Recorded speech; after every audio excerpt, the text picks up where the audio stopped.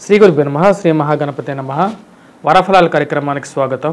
మే 5 నుంచి మే 11వ తారీఖు వరకు చంద్రమానాన్ని అనుసరించి గోచార రీత్యా ఈ వారం ద్వాదశ రాశుల వారికి ఎలా ఉండబోతుందని చూద్దాం.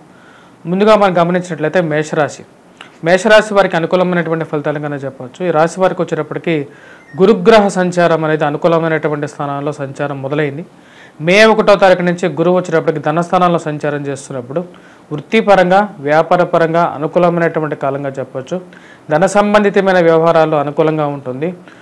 ఇంట్లో ఒకరికి ఉద్యోగపరంగా వ్యాపారపరంగా వారి పైకి రావటం అనేది మీ మానసిక సంతృప్తికి గల కారణకంగా ఉంటుంది. వివాహ సంబంధితమైన విషయాల్లో పురోభివృద్ధి అనేది ఉంటుంది.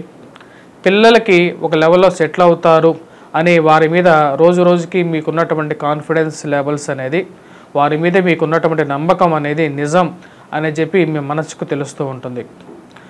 ఈ యొక్క రాశి వారికి వచ్చేటప్పటికి మేషరాశి వారికి మనం గమనించినట్లయితే జన్మరాశిలో ఉన్నటువంటి గురువు ధనస్థానంలోకి పోయినప్పటి నుంచి అనుకూలమైనటువంటి ఫలితాలు ఇవ్వటం అనేది స్టార్ట్ అయిందన్నమాట.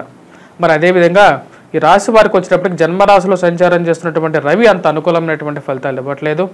వృత్తిపరంగా వ్యాపారపరంగా కూడా అనుకూలంగా ఉన్నప్పటికీ ఫైనాన్షియల్ ఎక్స్పెండిచర్ అనేది ఒక తలకి మించినటువంటి భారంగా ఉంటుంది. అంటే ఖర్చు అనేది కొంచెం ఎక్కువగా ఉండే విధంగా ఉంటుంది. కాబట్టి తగు జాగ్రత్తలు తీసుకోండి. వైవాహిక జీవితంలో కోపతాపాలు అనేవి సహజంగా మీరు గుర్తించడం జరుగుతుంది.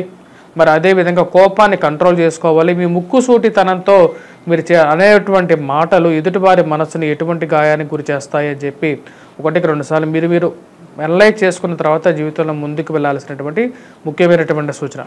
ఆరోగ్యపరంగా చిన్న ఇబ్బందులు అనేవి ఎదురవటం జరుగుతుంది. వాటి నుంచి తొందరగా రికవరీ కూడా అవ్వగలుగుతారు. ఎంతో ఉత్సుకతతో ఆనందంతో పనిచేయటం జరుగుతుంది. వారాంతంలో బంధువర్గంతో గడపటం, నూతన పై స్థాయిలో ఉన్నటువంటి వారితో సత్సంబంధాలు ఏర్పడటం, కెరీర్ పరంగా ఉన్నతమైనటువంటి స్థానానికి వెళ్ళగలుగుతాను అని చెప్పి ఒక ఆలోచన అనేది మీ మనసులో క్లియర్గా కూడా ఉండగలుగుతుంది.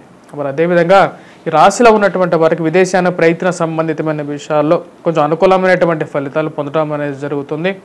ఖర్చు అనేది కొద్ది ఎక్కువగానే ఉండడం జరుగుతుంది. సత్సంబంధాలు ఏర్పరచుకోవడానికి ఫ్రెండ్షిప్ ఎవరితో చేస్తున్నామనే విషయాల్లో 1-2 సార్లు ఆలోచించుకోవాల్సినటువంటి ముఖ్యమైనటువంటి సూచన.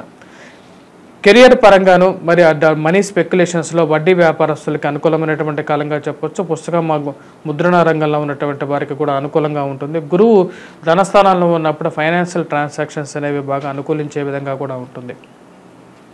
రావాల్సినటువంటి సమయానికి కెరియర్ పరంగా కూడా అనుకూలమైనటువంటి ఒక మంచి మార్పు జీవితంలో వస్తుంది అని చెప్పి మీరు తెలుసుకోగలుగుతారు. ఈ వారం సాఫీగా జరగగలుగుతుంది. ఈ యొక్క రాశి వారికి వచ్చేటప్పటికి అనుకూలమైనటువంటి కాలంగా చెప్పవచ్చు. సంతాన సంబంధితమైన విషయాల్లో కూడా పురోభివృద్ధి అనేది ఉంటుంది. పిల్లల యొక్క ఎదుగుదల మరియు అదేవిధంగా సంతాన సంబంధితమైన విషయాల్లో కూడా అనుకూలమైనటువంటి ఫలితాలుగానే చెప్పవచ్చు. ఈ రాశి వారికి వచ్చేటప్పటికి ఓవరాల్గా ఈ వారం అనుకూలమైనటువంటి ఫలితాలుగా చెప్పవచ్చు.